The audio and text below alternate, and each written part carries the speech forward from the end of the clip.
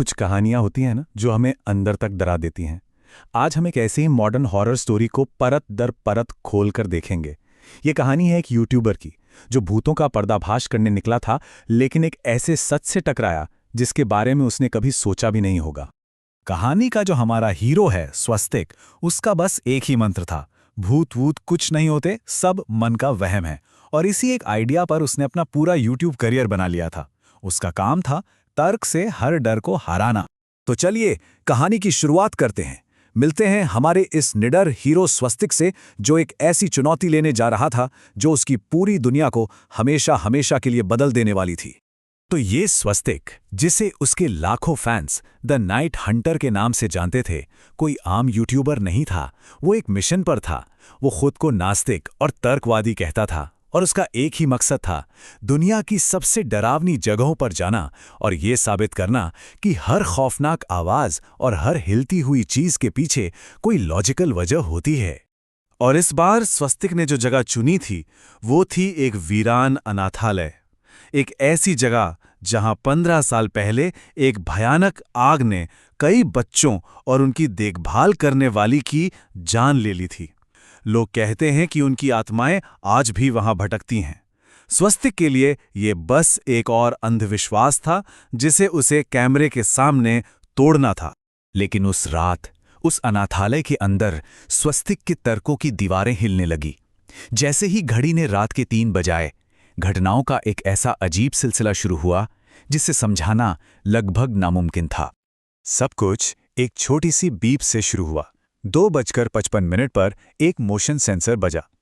स्वस्तिक ने सोचा चूहा होगा, लेकिन ठीक 3 बजे 3 अलग अलग कमरों में सेंसर एक साथ बज उठे। 7 मिनट बाद सारे के सारे सेंसर एक साथ चीखने लगे और फिर 3:20 पर डाइनिंग हॉल में रखी एक कुर्सी अपने आप खिसकने लगी। तब स्वस्तिक को एहसास हुआ कि ये कोई चूहा नहीं था, लेकिन कुर्सी के हिलने से भी ज्यादा अजीब थी वो अचानक बढ़ती ठंड। कुछ ही मिनटों में कमरे का तापमान 8 डिग्री तक गिर गया। पैरानॉर्मल की दुनिया में इसे क्लासिक साइन माना जाता है कि आपके साथ उस कमरे में कोई और भी है। और फिर घड़ी में बजे 3:33। ये वो पल था जब खेल पूरी तरह से बदल गया। ये वो पल था जब स्वस्तिक की लॉजिक की दुनिया हमेशा के लिए टूटकर बिखर गई। ठीक 3:33 पर कैमरा एक पल के लिए बंद हुआ, स्क्रीन काली पड़ गई और जब तस्वीर वापस आई, स्वस्तिक अकेला नहीं था। उसके ठीक पीछे एक औरत खड़ी थी, एक बूढ़ी औरत जिसकी स्किन पर जलने के निशान थे और उसकी आंखें वो बिल्कुल सफेद खाली थीं। अब देखिए, स्वस्तिक को तो कुछ पता ही नहीं चला, लेकिन लाखों लोग जो लाइव देख रहे थे उनकी तो सांसें अटक गईं। चैट बॉक्स में जैसे तूफान आ गया। हजारों लोग एक ही बात चिल्ला रहे थे, भाई भाग, तेरे पीछे है वो। और इसी अफरा तफरी के बीच एक कमेंट सामने आया जो बाकी सबसे अलग था। ये कमेंट किसी और का नहीं बल्कि स्वस्तिक के खुद के ऑफिशियल अकाउंट से था। सिर्फ 4 शब्द, स्वस्तिक तो मर चुका है।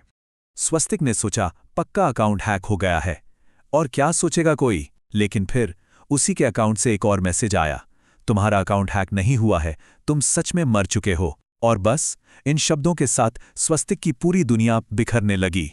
और ठीक उसी पल उसके दिमाग में एक भूली हुई याद कौन थी, एक ऐसी याद जिसे वो दबा चुका था, एक ऐसा सच जिसका सामना करने की उसमें हिम्मत नहीं थी। उसे याद आया टूटा हुआ शीशा, एक ट्रक की तेज लाइटें। उसे याद आया कि अनाथालय पहुंचने से ठीक पहले सुनसान सड़क पर एक भयानक एक्सीडेंट हुआ था।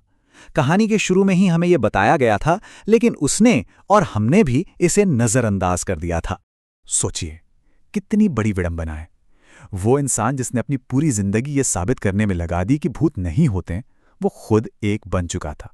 अपनी ही मौत से बेखबर हमेशा के लिए अपना आखिरी अधूरा मिशन पूरा करने के लिए भटकता रहा।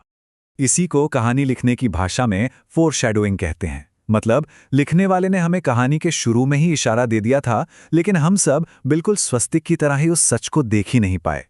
पर कहानी यहां खत्म नहीं होती। जब हम इस डरावनी दुनिया से बाहर निकलकर असल दुनिया में आते हैं तो ये पहेली और भी ज्यादा उलझ जाती है। अगली सुबह पुलिस को स्वस्तिक का कैमरा मिला, जो अभी भी अनाथालय के अंदर से लाइव रिकॉर्डिंग कर रहा था। लेकिन पुलिस रिपोर्ट कहती है कि स्वस्तिक की मौत तो रात 2:35 पर ही एक्सीडेंट में हो चुकी थी। तो सवाल यह है कि अगर वो मर चुका था तो उसका कैमरा अनाथालय के अंदर कैसे पहुंचा? लाइव स्ट्रीम पर बस एक खाली हॉल दिखता रहा। लेकिन वीडियो के बिल्कुल आखिरी फ्रेम में स्क्रीन के काला होने से ठीक पहले एक आखिरी तस्वीर दिखी। वही बूढ़ी औरत सीधे कैमरे में घूरती हुई, और फिर सब अंधेरा। तो आखिर में ये कहानी हमें एक सवाल के साथ छोड़ जाती है। असली खौफ क्या है? वो भूत जो हमें दिखाई देता है, या वो सच जिसे हम देखना ही नहीं चाहते? शायद सबसे बड़ा डर तो हमारे अपने दिमाग के अंधेरे कोनों में ही छिपा होता है।